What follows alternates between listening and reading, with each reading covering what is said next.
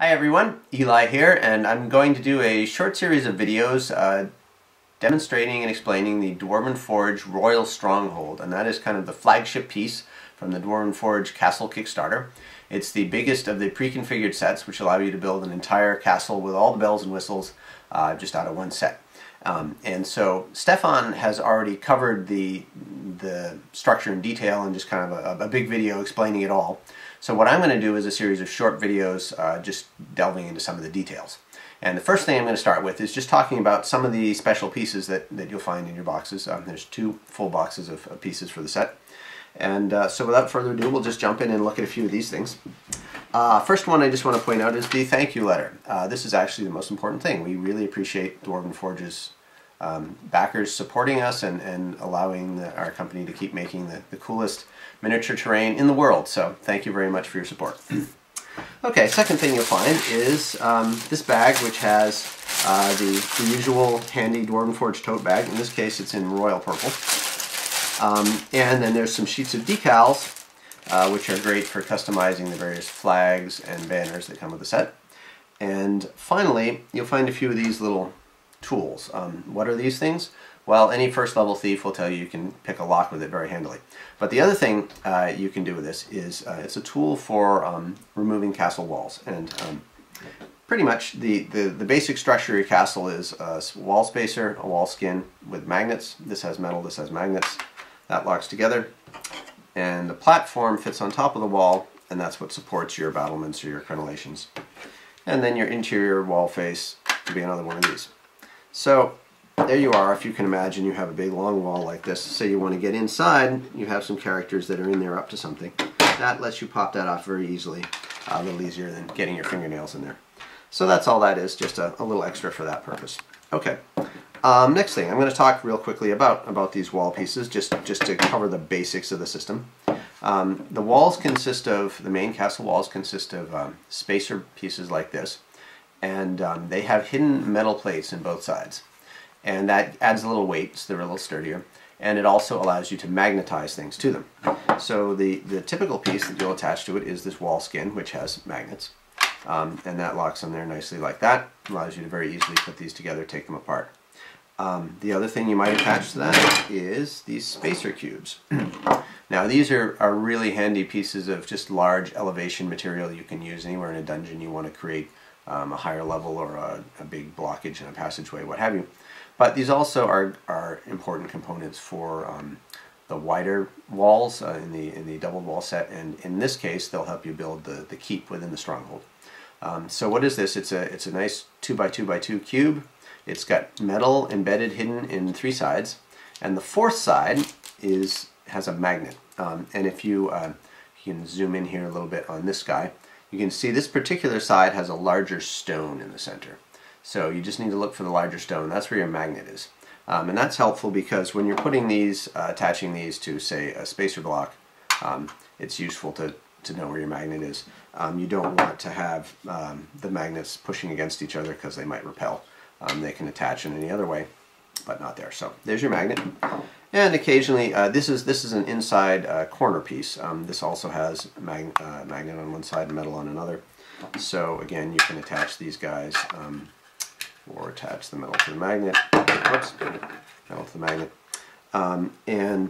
Yeah, so that's just a quick tour of these. These are also great for making freestanding walls within a dungeon. You want to create a maze or what have you. But in the case of building a castle, that's what their purpose is. Okay. Next, we'll have a look at these floors. All right. So new material in this set.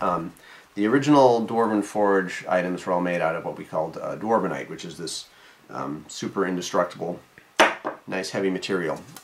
It has one flaw, however, which is that you can't make really big pieces because they tend to warp a bit. So we came up with Dwarvenite G. That's a new material, also called Gorgonite. That's more rigid.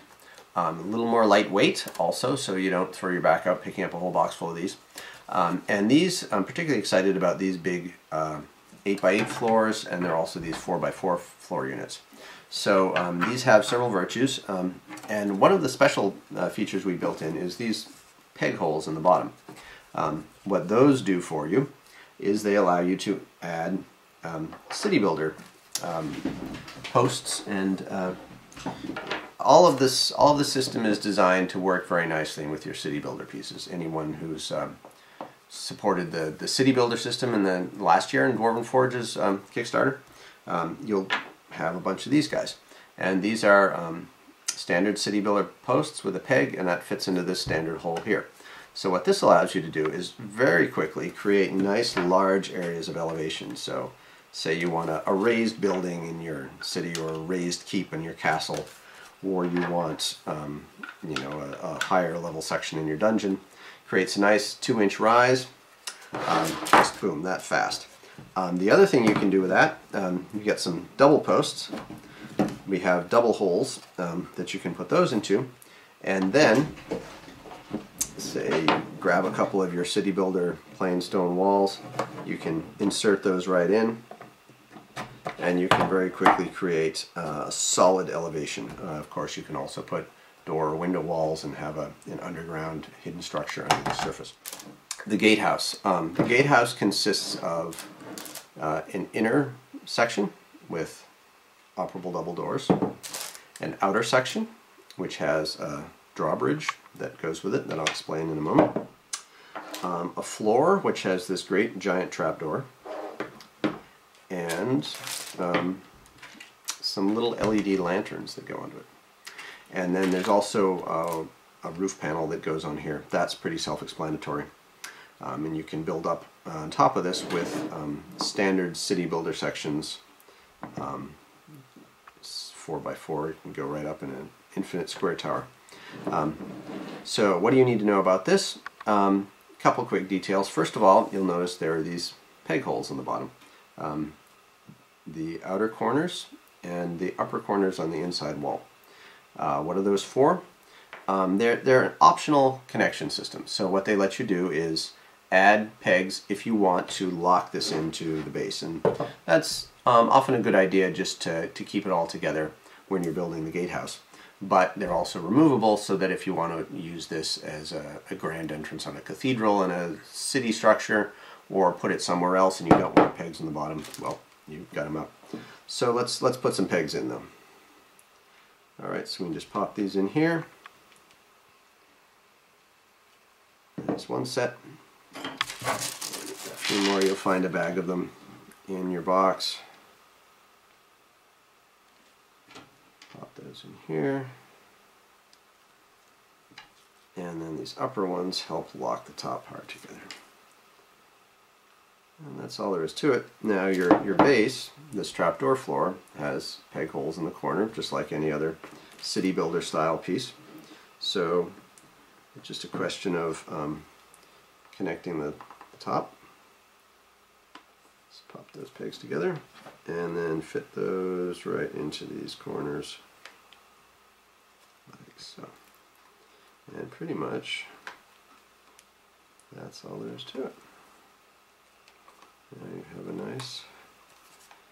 nice sturdy 4x4 unit that's gonna stand up to castle assaults. Okay, there it is. The trapdoor got loose here. Let's pop that back in there. All right, the trapdoor.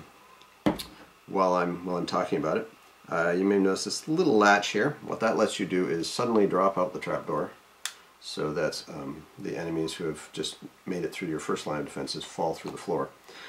That works particularly well, obviously, if this is on a second story.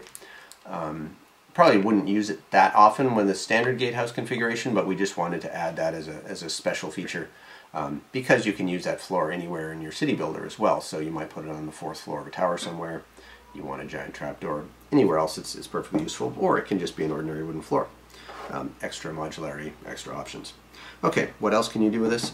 You probably want to add your drawbridge. That's very simple. Again, we have these two little stones here, peg holes, and the drawbridge has pegs that fit in the peg holes. So just pop one off, slide that in, slide the other side into there, pop that back in, and there you go, operable drawbridge. One other thing to say about this drawbridge, has these little hooks here. These are actually little metal eye hooks that can unscrew.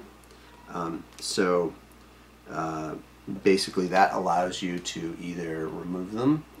This will tend to shut and stay shut best without them if you don't have chains on it. If, however, you get any of the optional winches that can lift the drawbridge, they'll connect to those and lift your drawbridge.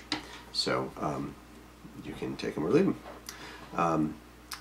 All right, so that is, oh, the gatehouse. One more thing, these cool little LED pieces. You'll notice there are tiny little holes on either side of the entry arch here, and those are for these braziers. They fit right in there, and they light up when you activate the switch, which is hidden on the side here. You will notice, I'm just going to tilt this way, this white whatchamacallit here, you need to pull that out in order to open up your batteries so that the connection is made. So you just get that out of there. Let's put this side on here. Boom. And then when you turn it on, there you go. I mentioned these white things because I noticed one of these pieces happened to be folded under, so you couldn't see them. They were still in there. You'll just need to open up. Let's get this guy back open there. Take that right off of there. This side panel here provides access to your batteries, so that's how you get in there. And occasionally this may come folded under, so you'll just need to pry that open, pop it out, and get rid of it, and then you'll have flickering torches. Alright, that's the gatehouse. What else do I want to talk about here? Oh, just one random thing. This piece of foam packaging, it looks like it's supposed to be holding stuff in there. It's not. If you get it with nothing in there, that's how it's supposed to come. You're not missing anything. I just wanted to mention that in case someone said, hey gee, where's the stuff that goes in there? This is just a piece of packaging. That's all there is to that. What else? Oh, just wanted to mention a few of the other excellent city builder pieces. Again, when we designed this set, we wanted to create not only an awesome castle, but a lot of stuff that would be really useful elsewhere. So when you're done using your castle, maybe you want to customize some city pieces or build a smaller keep or build something that's a little different. We try to put in as many goodies as possible to add fun details elsewhere. So what else do we have here? Let's see, we have a bunch of the most sought after pieces from the city builder system. So we get these Cathedral Windows, those are great. This new archway wall, which is a new piece from the castle system but works in your city. This sort of reinforced door, special heavy duty door that was previously only available in the city builder special door set. The Dwarven Pillars, these are great. They're very useful in dungeon layouts and so on. A lot of people were looking for more of these. So there's a couple of these that fit into your keep. The Gargoyle Posts, these are city builder posts with these awesome little gargoyles on them. Great decorative detail. And these fit in the keep in your Royal Stronghold, but you can also put them anywhere in your city at some other time. Some more of these great double posts that are very handy. City builder torch walls. Another thing to mention about these is the torch on here uses the same socket and the same sort of power system as the braziers on the front of the castle. And so these are all interchangeable. So you got some of these, you got some of these, you can take a brazier, put it on your torch wall, torch, put it on your castle wall. Another thing you get with this set is, which goes, in the standard layout, it goes on the LED stone posts that go out in front of your castle. But that's these little lanterns. I'll just put one of these in here to show how this is interchangeable. So this is another little detail. If you want a slightly different look, you can have this cool little lantern. So those are all interchangeable. Okay, that I think concludes my quick tour of some of the special, interesting, unusual pieces in the Royal Stronghold. In the next video, I'm going to cover building specific parts of the stronghold, and the next video will cover the keep, the inner structure. So I'll see you next time.